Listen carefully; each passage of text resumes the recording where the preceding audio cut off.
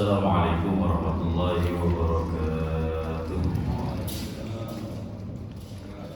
Bismillahirrahmanirrahim. Subhanakallahumma rabbana la ilma lana illa ma 'allamtana innaka antal 'alimul hakim. Wa tub 'alaina innaka antat tawwabur rahim wa taqabbal minna innaka antas samiul 'alim. Wa 'allimna min ladunka 'ilman nafi'an ya dzal jalali wal ikram. Allahumma iftah lana 'ilmataka wansur 'alaina rahmataka ya dzal jalali wal ikram. Walhamdulillahi rabbil alamin. Bismillahirrahmanirrahim. Alhamdulillahi rabbil alamin. Wassalatu wassalamu ala asyrafil anbiya'i wal mursalin ala alihi washabbihi ajma'in. Amma ba'd. Qala Allah ta'ala fi kitabil karim, a'udzu billahi minasy syaithanir rajim. Bismillahirrahmanirrahim.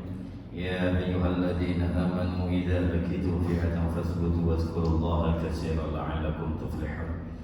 Shadaqallahul 'azim wa shadaqa rasuluhul karim wa nahnu 'ala dzalika minasy syahidin syakirin alhamdulillahi rabbil alamin.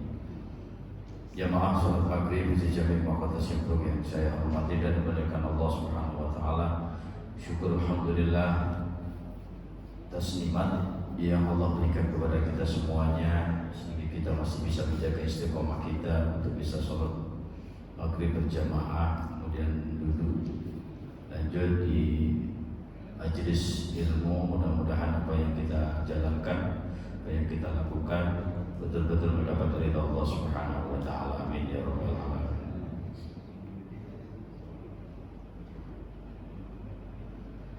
Baik, dibuka halaman 144. 144 ya. Hadis nomor 577. Bismillahirrahmanirrahim. Qala musannif rahimahullahu ta'ala wa nafa'ana bi wa bi'udhu fid darain amin. Wa anhu, masih hadis riwayat oleh Abu Hurairah ya. Wa anhu aidan radhiyallahu anhu, semoga Allah meridai beliau, anna Rasulullah sallallahu alaihi wasallam, sesungguhnya baginda Rasulullah sallallahu alaihi wasallam qala, bersabda, idan tasaffa Sya'ban fala tasumu, ketika sudah memasuki separuh terakhir bulan bulan Sya'ban, fala tasumu, maka jangan berpuasa. Maksudnya kalau kita nggak pernah puasa sunnah, Senin Kamis enggak, puasa Nabi Daud enggak, Ayyamul Bid enggak, udah masuk pertengahan Sya'ban jangan tiba-tiba puasa, ini dilarang. Kecuali puasa yang wajib kayak qadha, beda. Dan tiba-tiba puasa, tiba-tiba nggak terbiasa puasa sunnah. Nah kemudian wa an Somah binti Muslim radhiyallahu anha, semoga Allah meridai beliau, anna Rasulullah sallallahu alaihi wasallam la tasumu yaumis sabti, bahwa sesungguhnya baginda Rasulullah sallallahu alaihi wasallam bersabda, la tusumu, jangan kau berpuasa yaumis sabti, di hari Sabtu, illa fi mafturida, terkecuali diwajibkan bagi kamu, alaikum atas kalian, fa illam yajid ahadukum, terkecuali ya memang tidak ada, tidak kau menemukan di antara kalian illa liha'a inabin ya, terkecuali tidak ada waktu lagi ya, kayak apa umpamanya tinggal satu-satunya itu hari Sabtu, dia qadha, ya udah nggak apa-apa, memang harus hari itu wajib. Kalau wajib mah nggak apa-apa. Kok tiba-tiba puasa sunnah hari Sabtu gitu, nah itu tidak diperbolehkan. A'udzu syajaratin falyamdugha.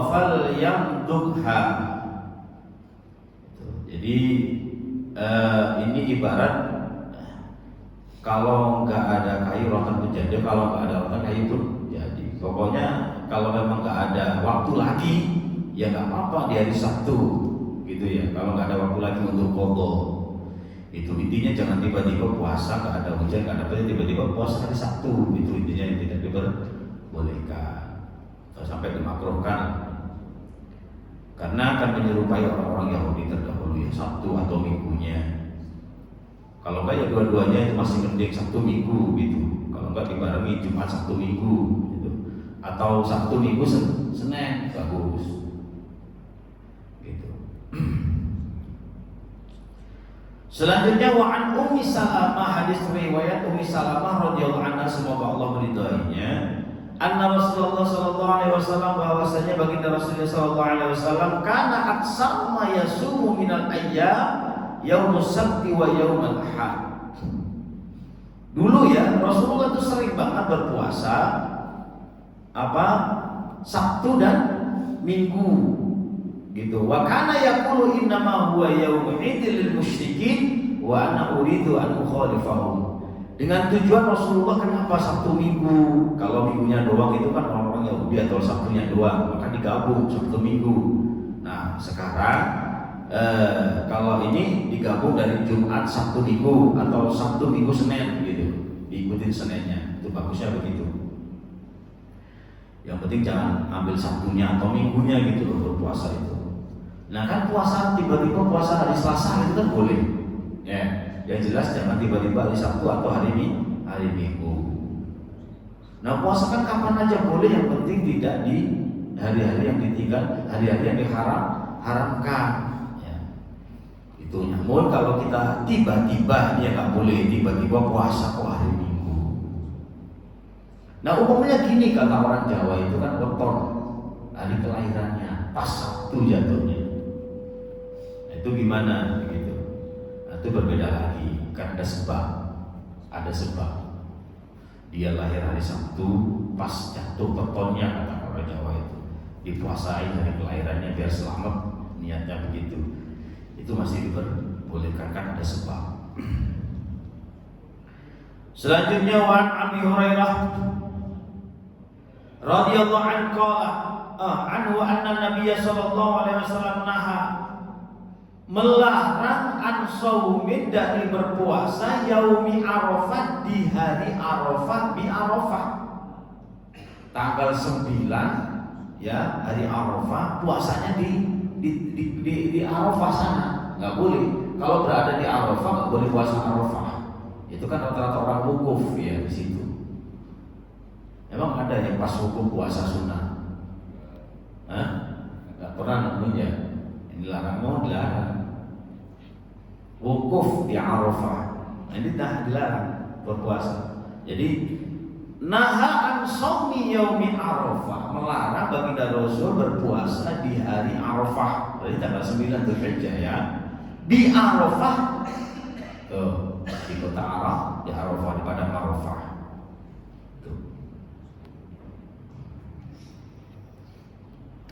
Wa an Abdullah bin Umar radhiyallahu anhu qala qala Rasulullah sallallahu alaihi wasallam la shoma man shoma al-abad.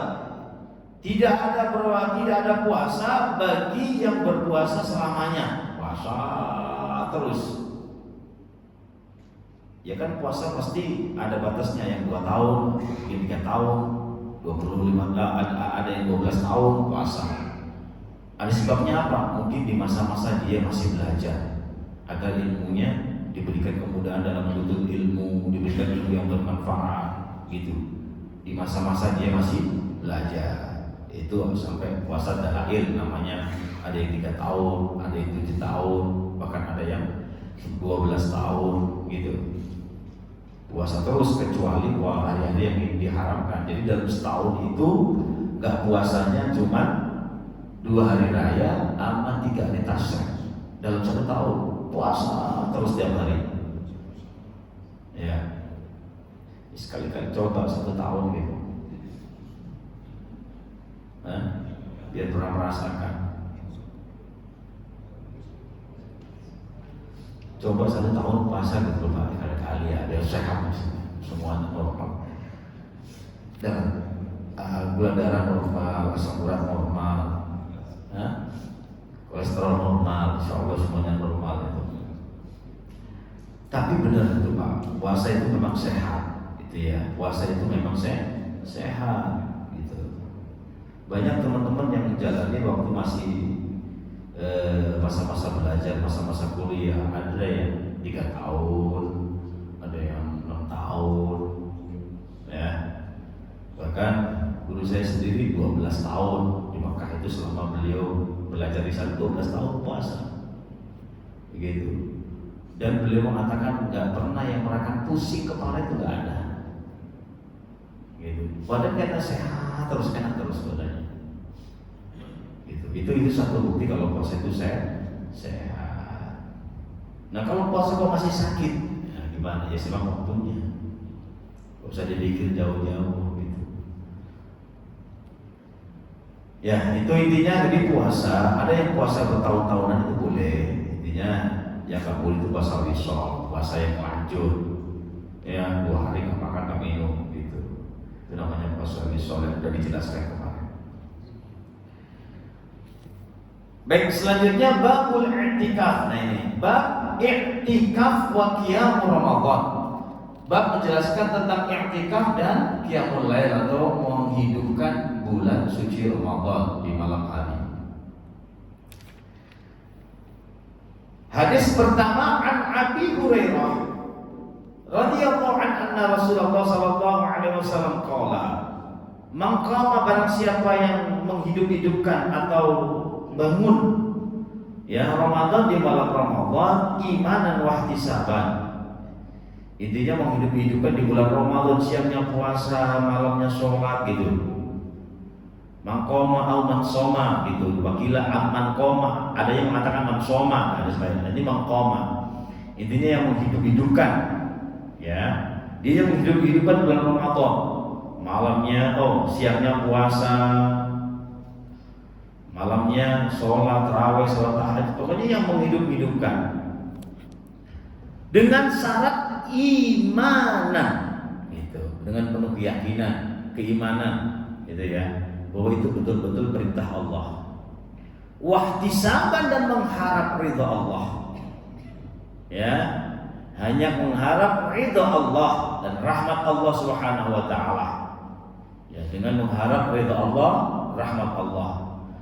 Maka apa pahalanya? Ghufira lahu ma taqaddam, diampuni baginya ma taqaddama, apa yang telah lewat min dambihi, dari dosa-dosanya, dosa-dosa yang telah lalu dari kecil sampai saat itu terampuni dosa-dosanya dengan puasa Ramadan. Cuma itu ya, puasanya bener apa enggak, itu masalahnya. Ya kayak tadi, sholat itu pelebur dosa. Setiap sholat itu pelebur dosa. Puasa juga pelebur dosa tahunan. Kalau sholat pelebur dosa harian, Jumat pelebur dosa mingguan. Nah yang tahunan puasa itu. Nah puasanya kalau bener, betul-betul mengharap ridha Allah, rahmat Allah subhanahu, yakin akan diampuni. Ini mutafakun alaih hadisnya. Ahli hadis mengatakan semua ini sahih hadisnya, bisa dipertanggungjawabkan begitu. Maka puasa yang seperti apa begitu loh, yang betul-betul mengharap ridha Allah dan mengharap rahmat Allah itu yang seperti apa gitu. Nah kan Imam Ghazali sudah membagi puasa-puasa orang-orang umum itu seperti apa. Puasa orang khos bil maksus.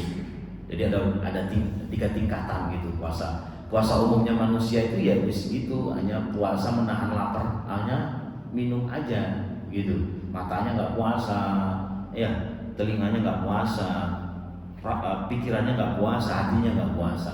Itu umumnya manusia gitu. Gitu ya. Nah, kalau puasa yang tingkatan kedua semuanya puasa, makan minum enggak, hati puasa pikirannya puasa, tangan puasa, mata puasa, semuanya puasa, ikut gitu. Itu tingkatan ke. Nah, yang tingkat terakhir itu adalah semua hati-hati jiwa, semua hawa nafsu juga puasa semuanya. Bahkan ya nggak sempat terbelit di dalam pikirannya, nanti itu buka pakai apa, nggak pernah sempat. Nanti itu buka pakai apa ya, nggak sempat. Itu benar-benar hatinya, hawa nafsunya itu benar-benar dikekang bener sama duniawinya. Itu kan berat. Itu tingkatan nabi, tingkatan orang-orang yang betul-betul yang dekat sama Allah.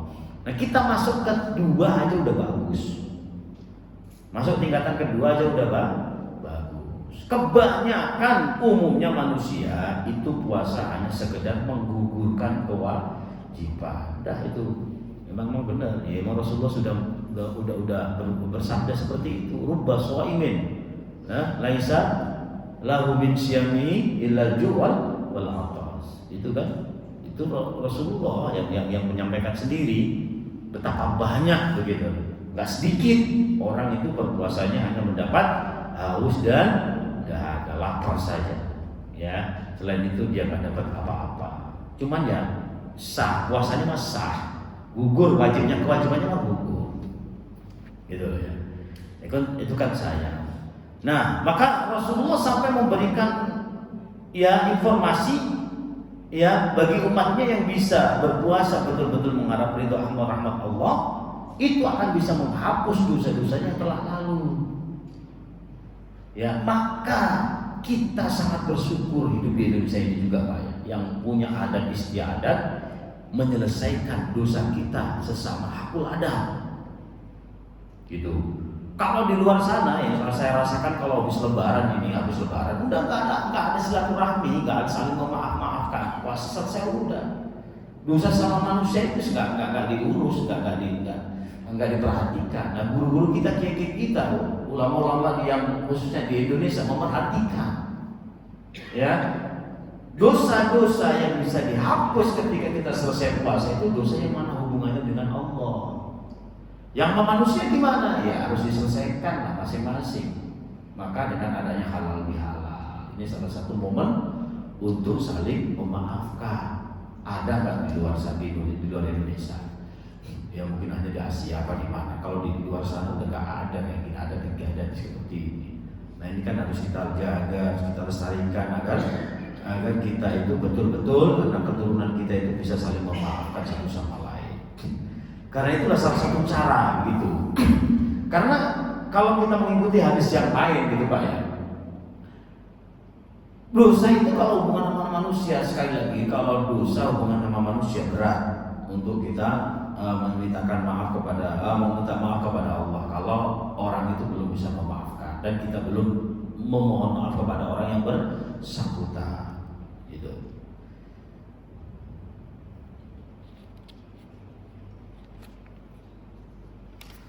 Tapi ya sekali lagi wallahu alam, kalau kita berbicara hakikat ya, Allah yang mempunyai hak memaafkan, kita nggak tahu. Ya, kita nggak tahu. Bahkan ini Pak.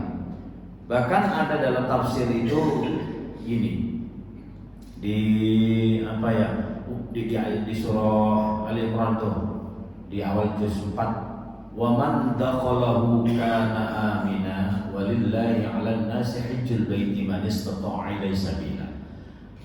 Itu kan di dalam syarah tafsirnya itu dijelaskan, ketika orang itu bisa memasuki kota Makkah, ya, intinya bisa melaksanakan ibadah haji dengan haji yang mabrur. Dia kan meminta kalau aminah, pokoknya hajinya diterima Allah. Itu bahkan urusannya sama orang lain, hakul adam akan diselesaikan sama Allah. Tuh, maka sampaikan gini ya, haji mabrur itu gak ada balasannya kecuali surga. Nah pertanyaan gini, gimana harus ya Allah kalau dia punya masalah sama orang lain? Dia hajinya mabrur, tapi punya masalah sama orang lain. Nah katanya kalau mabrur itu gak ada balasannya kecuali surga. Ya berarti urusannya sama orang lain diselesaikan dengan cara Allah nanti. Gimana? Gak tahu, wallahu a'lam. Gitu. Jadi kalau kita pahami betul ya, dosa walaupun orang lain sebenarnya kalau Allah berkehendak mengampuni ya diampuni gitu loh. Tapi Rasulullah memberikan informasi kalau kita harus hati-hati, lebih hati-hati lagi kita kalau dosa kepada orang lain, lebih susah memohon maaf sebelum orang itu memaafkan. Tapi ya nggak tahu kan hakikatnya, kalau Allah memaafkan ya bisa aja. Kalau Allah memaafkan, orang itu nggak mau memaafkan ya gampang. Bikin aja orang itu seneng, cara Allah bikin hatinya bisa memaafkan saat itu bisa aja, tanpa harus orang itu meminta maaf. Dia udah ikhlas gitu, mungkin karena kebaikannya Allah buka hatinya orang yang terdolimi tadi. Allah buka hatinya sehingga tanpa harus dia meminta maaf, dia udah meminta maaf dulu, udah memaafkan dulu. Nah Allah kan gampang bikin. Ya orang itu bisa memaafkan sebelum itu meminta meminta maaf, begitu. Itu kan karena amal yang betul-betul dilakukan karena Allah. Ya, kan banyak cerita-cerita, bahkan orang ini ahli maksiat begitu. Gara-gara dia beramal baik, ikhlas karena Allah, dosanya semua terhapus, bahkan diangkat jadi waliullah. Ya kan gampang, gitu ya. Kalau Allah mau berkehendak apapun bisa terjadi, begitu. Maka oleh karena itu ya dosa itu yang berhak mengampuni ya Allah. Dosa kayak apa walaupun itu sama manusia. Tapi Rasulullah SAW memberikan agar hambanya, agar umatnya itu berhati-hati kalau dosa sama manusia. Ya, apalagi ketika kita tersakiti, ya kita yang tersakiti nih, kita yang terdolimi, gak bisa memaafkan sampai mati, itu yang salah sendiri kita.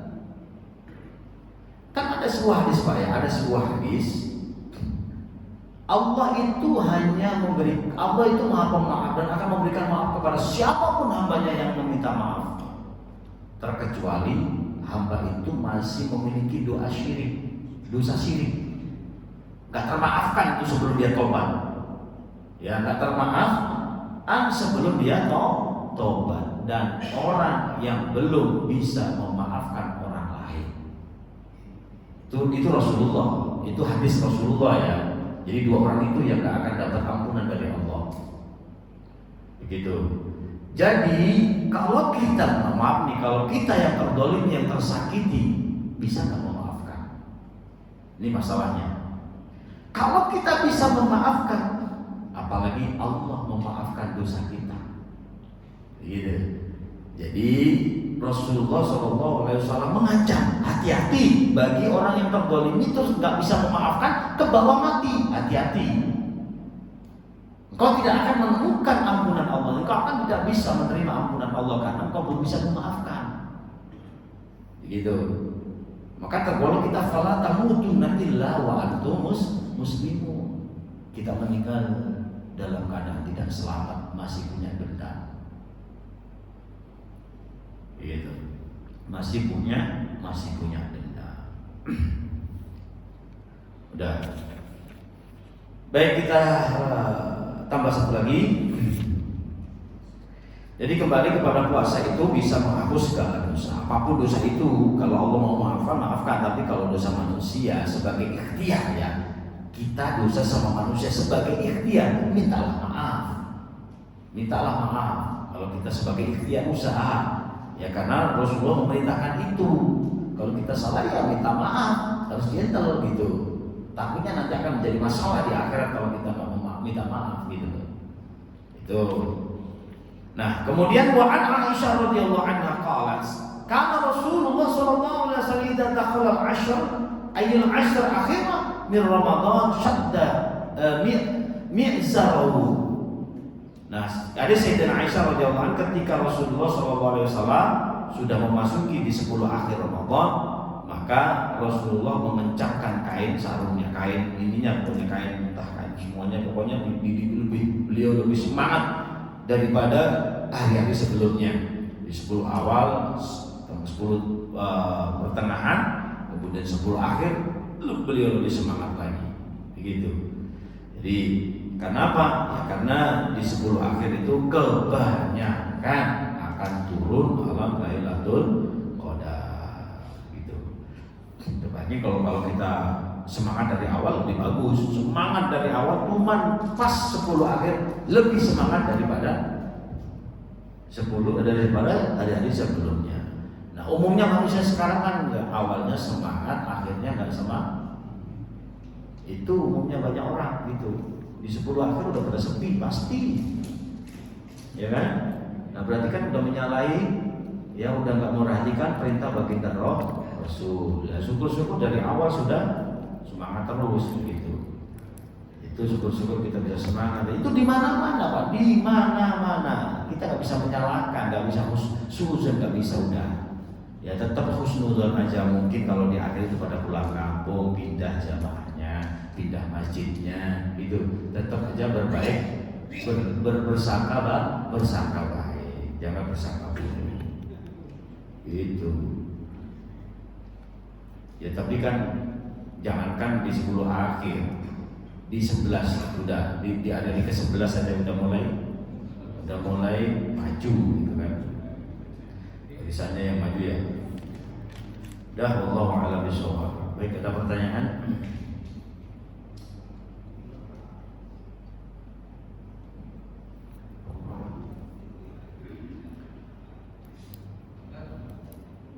Ya, Pak, silakan Pak. Assalamualaikum.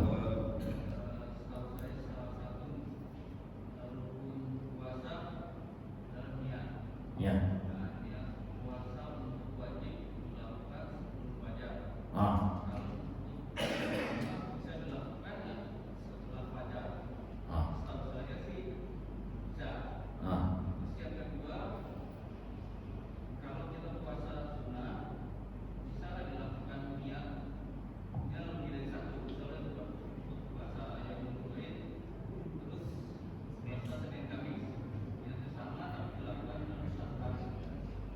Oke, baik. Oke, yang pertama, kalau Ramadan memang menurut Imam Syafi'i harus menginapkan niat di malam sebelum fajar, harus Imam Syafi'i, gitu ya. Maka kita kalau dalam niat biasanya taklid lil Imam bin Malik, taklid ngikut Imam Malik yang boleh niat 1 bulan.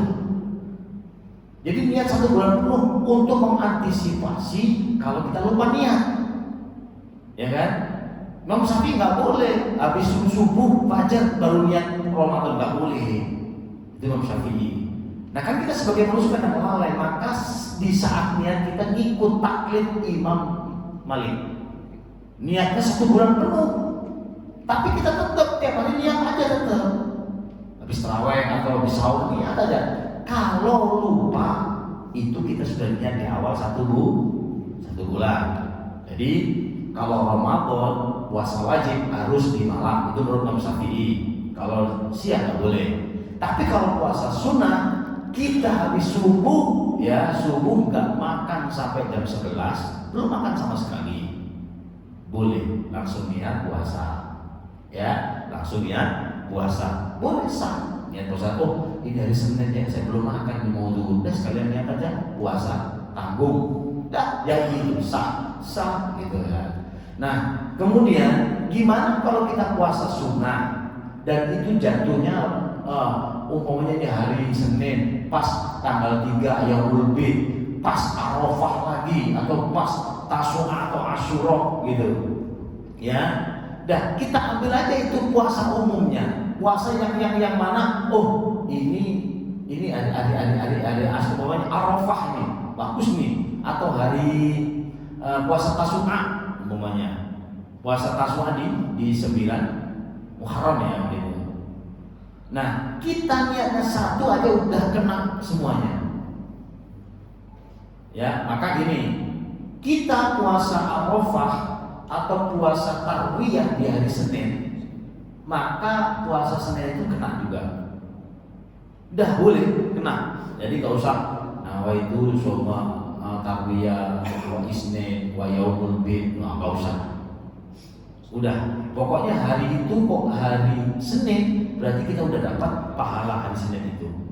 Maka kalau kodo Ramadan nih, udah Senin Kamis gitu aja, sekalian dapat pahala hari Senin hari Kamis, boleh dapat itu. Kayak begini, kita masuk masjid jam 7 pagi, itu duha apa tahiyatul masjid niatnya, ya. Karena kita masuk masjid itu sangat-sangat dianjurkan untuk tahiyat, maka tahiyat aja niatnya dulu. Nanti kalau ada kesempatan, ada pokoknya kita buru-buru Pak, lagi perjalanan gitu ya, lagi ditungguin, gak enak kalau sholat banyak-banyak, udah niat aja tahiyat masjid di waktu duha, kena duhanya itu, ya. Jangan niat duha. Kalau niat duha pun boleh, karena kita udah sholat 2 rakaat, ya tahiyatnya pun dapat Serah mau niatnya duha boleh, niatnya tahiyat boleh. Nah, kalau kita niatnya tahiyatul masjid duluan, pokoknya terus lanjut duha, kasih yang nungguin. Ya kalau kita perjalanan kan udah jangan sok-sok lama-lama lah soalnya. Oh, ini ibadah yang ganggu orang lain, ibadah yang bikin jengkel orang lain itu ya nggak baik juga, apalagi itu ibadah sunnah gitu loh Pak. Secukupnya aja 2 rakaat udah cukup. Kita berangkat lagi. Kalau memang lagi ditunggu ya, kecuali waktunya longgar, monggo silakan gitu. Kadang ada Pak orang yang itu sholat itu bila orang banyak nungguin, dia enak-enakan zikir, dia enak-enakan sholat. Ya kan? Bikin orang kesel itu kan nggak paham ilmu gitu loh. Padahal jangan sampai buat perasaan orang marah, orang itu harus kita wajib kita jaga. Kita demi sholat sunnah ya banyak orang jengkel, banyak orang marah. Nah, ini bahaya nantinya. Ya secukupnya menjaga istiqomah 2 rakaat aja dah. Yang penting sholat duha nggak putus gitu. Plus tahiyatul masjidnya itu gitu ya. Jadi seperti itu gitu Pak. Dah lagi dah cukup. Al-Fatihah. Alhamdulillah rabbil alamin arrahmanir rahim maliki yaumiddin iyyaka na'budu wa iyyaka nasta'in ihdinas siratal mustaqim siratal ladzina an'amta 'alaihim ghairil maghdubi 'alaihim waladdallin. Sallallahu alaihi wasallam. Bismillahirrahmanirrahim. Allahumma shalli wa sallim wa barik ala sayyidina Muhammad wa ala ali sayyidina Muhammad rabbil alamin syakirin lil alamin. Hamdan yaghfiru wa yukafiru mazida ya rabbana wa lakal hamdu wa lakal syukru kama yanbaghi li jalali wajhikal karim wa 'azimi sultanik. اللهم زدنا علما نافعا ورزقا حلالا طيبا وعملا صالحا متقبلا برحمتك يا ارحم الراحمين. اللهم ارزقنا الاستقامه حسن الخاتمه. اللهم اجعل اخر كلامنا من الدنيا عند الليل اجلنا قول لا اله الا الله محمد رسول الله صلى الله عليه وسلم. ربنا اتنا في الدنيا حسنه وفي الاخره حسنه وقنا عذاب النار. جزا الله عنا سيدنا محمد صلى الله عليه وسلم. والله سبحانه رب العزه عما يصفون. سلام على المرسلين الحمد لله رب العالمين. Kurang lebihnya mohon maaf. Wassalamualaikum warahmatullahi wabarakatuh.